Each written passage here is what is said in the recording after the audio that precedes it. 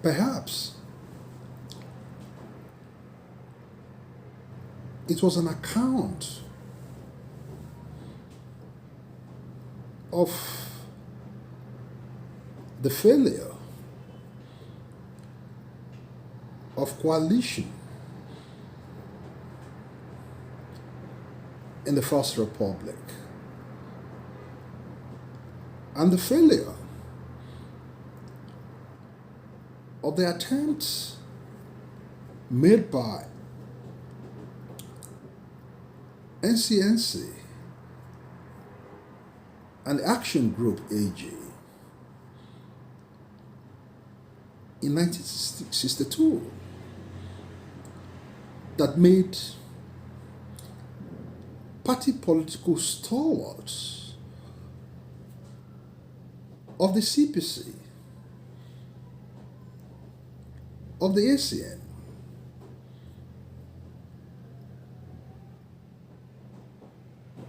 a section of the PDP,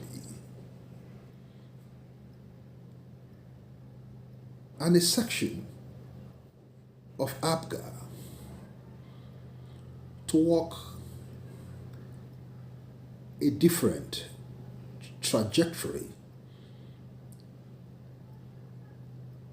in 2013 and 2014.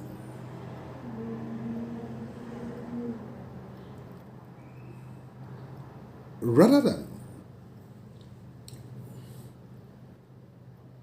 seeking to establish some coalition between and among the parties I've mentioned, party political stalwarts in 2013 and 2014 chose to establish a merger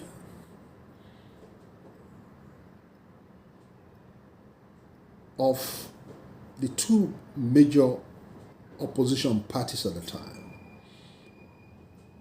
CPC and the ACN, and the halves of PDP and APGA.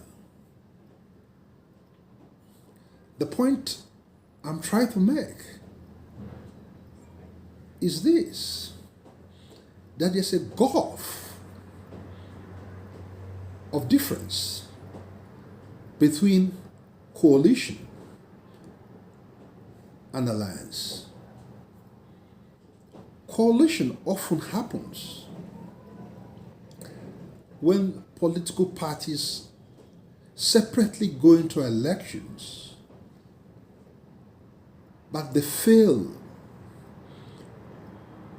to cross the constitutional threshold for establishing majority government, as we saw in 1959 and 1960 with the MPC and NCNC coalition. Alliance, on the other hand, is about political parties aligning around set objectives as set interests with the purpose of capturing political power. But both never happened in 2013-2014. What happened was the collapse of existing legal political parties and halves of political parties into a single party political machine. Is there a lesson that we can learn today in our race, or as time races to 2027? My answer is yes. Drawing from the collapse of the first coalition attempt made by MPC and NCC in 1959 and 1960. And of course, the failure of AG and NCNC in establishing an alliance between themselves in 1962, going forward to the 1964 general elections. And the failure of the UPN, MPP, GMPP, and PRP to establish the Progressive People's Alliance in 1983. Points to one thing: the refusal of leading party political power, stalwarts in our history to abandon their intransigent political position, their ambitions, their political interests, to forge a common front. Another question is this: is major imperative as we go forward to 2027? My answer again is no. Time and space will not allow it. By October 2025, INEC is expected to issue party political program going forward to 2027.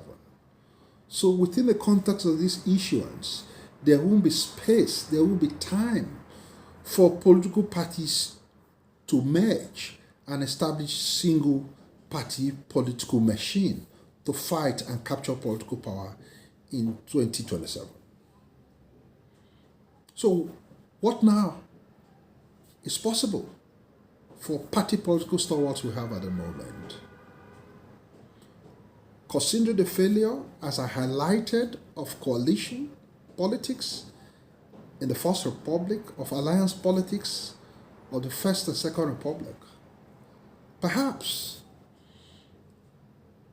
what is open to leading party political stalwarts who are disenchanted with the political parties they belong to at the moment is to seek what the Russian ideologue Trotsky described as entryism.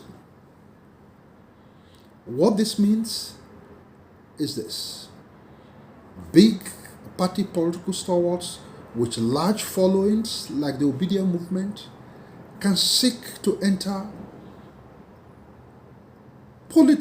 existing political parties